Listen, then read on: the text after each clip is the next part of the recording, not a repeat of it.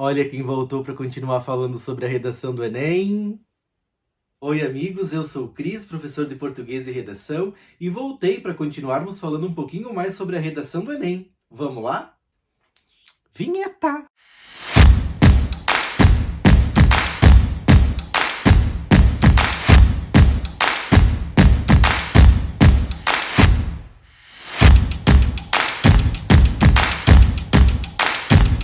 Lindo esse moletom da gangue. Amei o presente do Marco Wesley. Meus amigos, vocês que têm acompanhado os vídeos aqui do canal, já sabem que nós temos conversado bastante sobre a redação do Enem. Já conversamos sobre vários aspectos e já estamos um pouco situados sobre como que acontece essa escrita. Aqueles que ainda não viram os vídeos anteriores, sugiro que deem uma olhada para ficar acompanhando bem de perto e entendendo bem como que acontece essa dinâmica. Então, nós já vimos que a redação do Enem é um gênero textual muito específico. O que significa isso? A redação do Enem acontece, ela se dá, a escrita é promovida em uma situação de comunicação muito específica. Ou seja, ela envolve interlocutores bem marcados, né, que são os candidatos do Enem e os avaliadores, os professores de português que fazem a avaliação. Ela tem uma finalidade muito específica, que é mostrar a nossa visão de mundo a respeito da temática que é proposta. São textos que têm características também bem marcadas, como um conteúdo pré-estabelecido, já recortado, delimitado, um estilo de linguagem que também é bastante próprio e envolve uma escrita diferenciada, e também é um gênero textual que se desenvolve a partir de uma determinada estrutura de composição, ou seja, a forma, a maneira como essa comunicação é posta no papel envolve também alguns passos bem marcados que garantem que esse texto fique adequado a essa situação comunicativa. Nós também já vimos em outro vídeo quais são as 5 competências que esses avaliadores vão observar na nossa redação, que são, de uma forma bem rápida, o uso formal da língua, o atendimento à delimitação temática dentro de um texto dissertativo, a seleção, organização, aprofundamento dos argumentos. Além disso, a forma como nós usamos conectores para fazer com que o texto progrida e possamos apresentar as ideias com coerência e coesão, e também o detalhamento e a pertinência da nossa proposta de intervenção para melhorar aquela realidade apresentada. Inclusive, vale lembrarmos, colocar aqui do ladinho, que na cartilha do Enem aparece uma espécie de sugestão da forma como nós devemos organizar o nosso texto em relação a essa estrutura maior, essa estrutura macro. Vejam, nós temos a sugestão de apresentação do tema, a apresentação da tese, a apresentação de argumentos e ainda a inserção, a colocação da proposta de intervenção, aquela sugestão de melhoria da realidade. Agora, enquanto nós discutimos, nós conversamos, nós refletimos sobre todos esses aspectos, nós vamos dando uma ênfase, nós vamos colocando em pauta essa questão estrutural do texto. Todos nós já sabemos, todos nós conhecemos, ouvimos falar, já é tradicional aquela noção de organização do texto por meio de introdução, desenvolvimento e conclusão. Nós já conhecemos isso. Mas nós sabemos como organizar uma introdução? Nós sabemos como colocar dentro do texto parágrafos de desenvolvimento, argumentação, bem estruturados, bem aprofundados, variados, que além de apresentar boas ideias, apresentem boas técnicas argumentativas? Nós já sabemos quais são os passos da conclusão do texto da redação do Enem? Então, essa é a nossa jornada a partir de agora. Hoje nós vamos conversar um pouquinho a respeito da introdução. E na sequência, nos próximos vídeos, vamos detalhar e aprofundar também as ideias dos parágrafos do desenvolvimento e da conclusão. Para isso, nós vamos observar exemplos de introduções de textos que foram nota 1000 no Enem do ano passado. Vamos lá comigo? Exemplos de introdução de textos nota 1000. Só como forma de relembrarmos, o Enem de 2019 sugeriu como temática de discussão na redação a democratização do acesso ao cinema no Brasil.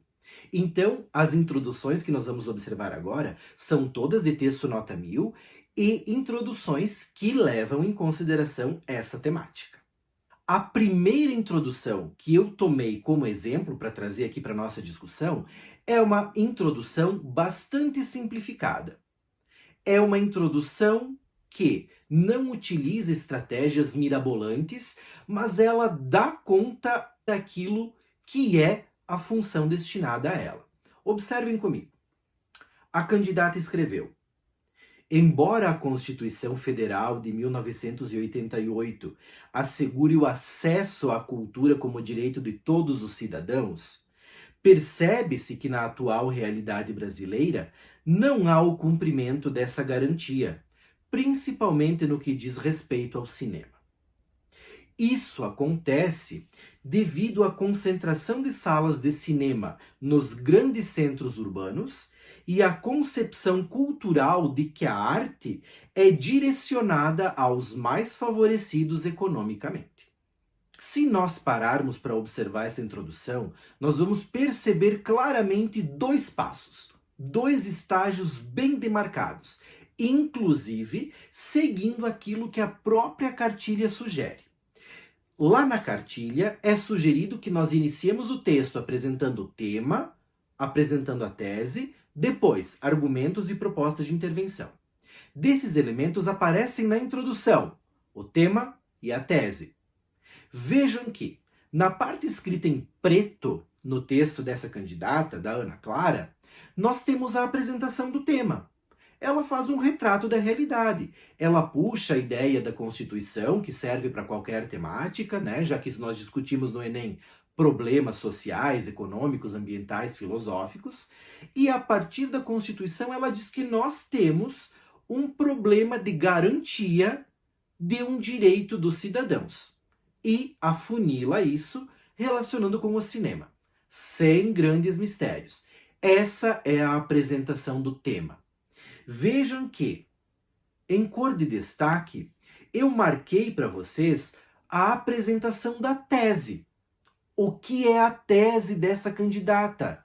A tese é o ponto de vista que ela tem a respeito do tema.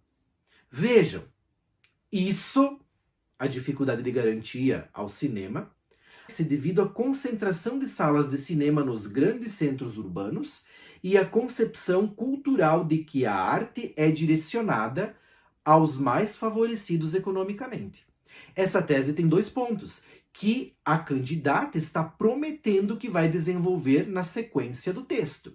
As duas promessas são de que os cinemas, as salas de cinema, estão concentradas nos grandes centros urbanos e também há uma concepção de que a arte é direcionada para quem tem mais recursos financeiros. Essa é a tese que ela vai desenvolver no restante do texto. Vejam que é uma introdução que não tem grandes mistérios. E nós vamos observar o restante desse texto no próximo vídeo. Agora, eu trago para vocês mais um exemplo de introdução de texto que foi nota 1000. Essa já é uma introdução mais detalhada. E eu digo que ela é mais detalhada porque ela faz alusão, ela recorre a alguns dados históricos para fazer a ambientação do tema, para mostrar como o tema evoluiu, ou como a situação evoluiu, e chegamos àquilo que nós temos hoje. Observem, a primeira exibição pública do cinema ocorreu no ano de 1895 na França, e aos poucos difundiu-se para todas as nações, sendo ainda uma grande fonte de entretenimento, inclusive no Brasil. Além disso, é notória sua função social ao proporcionar aos espectadores tanto uma atividade de lazer quanto uma propagação de informações e de conhecimentos, como os documentários e os filmes contendo alusões históricas. Nesse viés, a Constituição Brasileira de 1988 determina o direito ao entretenimento a todos os cidadãos, assegurando o princípio da isonomia. Até aqui na introdução, a Luísa, que é a autora desse texto, fez uma apresentação daquilo que é o cinema e como ele se insere na realidade brasileira. E aí, a partir de agora, em azul, eu coloquei o ponto de vista que a candidata apresentou. Ela apresentou todo um panorama de realidade e aí ela entrou com um conector. Entretanto, para mostrar que o ponto de vista dela diverge um pouquinho daquilo que é apresentado anteriormente. Ela coloca: entretanto, o acesso aos cinemas no país vem deixando grandemente de ser democrático, sobretudo devido à segregação espacial e aos elevados custos, ferindo o decreto, o que demanda ação pontual. Observe então que nessa tese, colocada na introdução depois da apresentação do tema, a candidata deixou muito claro que o acesso ao cinema não é democrático, devido basicamente à segregação dos espaços e aos custos que o cinema tem, e isso exige que seja tomada uma providência. É nesse sentido que o texto vai progredir. São esses elementos da tese que a candidata vai desmembrar, vai aprofundar, vai explorar na sequência. Vejam que é uma introdução um pouco mais detalhada, com referência histórica ligada com a ideia também da Constituição, para depois fazer a apresentação da tese. Se ficaram curiosos sobre o texto, vocês podem encontrar ele na rede. E por fim, um terceiro exemplo de introdução de redação que também ficou com nota 1000 em 2019. A redação do Lucas Rios. A introdução do texto é a seguinte: o cinema se tornou uma tecnologia com grande potencial expressivo e, por essa razão, é considerado uma forma de arte. Simultaneamente, apresenta elevado valor lúdico, provado pelo recente sucesso de obras como Coringa e Vingadores Ultimato. Apresentou o tema, e eu escolhi essa introdução justamente porque ela faz referência a obras do cinema que são da realidade principalmente de jovens, dos candidatos que estão escrevendo a redação do Enem. Nem sempre é necessário, para que nós tenhamos uma boa introdução, aquela referência a grandes pensadores ou a história que é marcada por meio do tema. Aqui o candidato escolheu fazer referência a obras de cinema que são do conhecimento dele. Apresentou o tema, agora nós vamos para a tese. Infelizmente, no contexto brasileiro, nem todos os cidadãos têm amplo acesso a tal maravilha.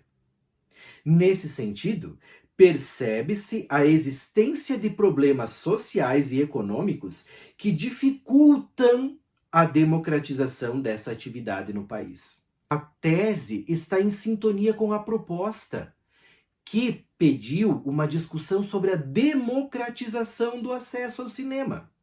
O que nós temos aqui? Um modalizador, ou seja, um infelizmente, que o candidato utilizou para já mostrar uma opinião, e ele coloca que, embora o cinema seja maravilhoso, nem todos os brasileiros têm acesso. Ou seja, não é algo democrático.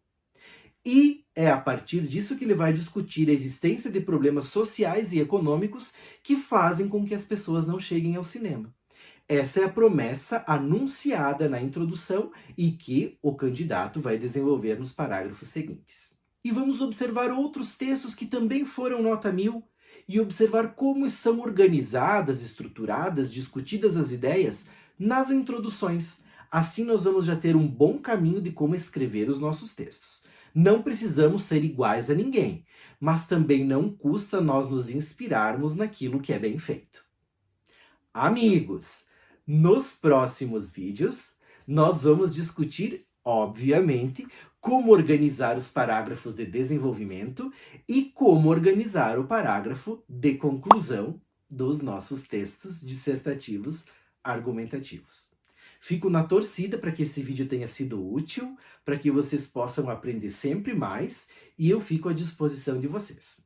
Nós nos vemos no próximo vídeo. Abraço, tchau!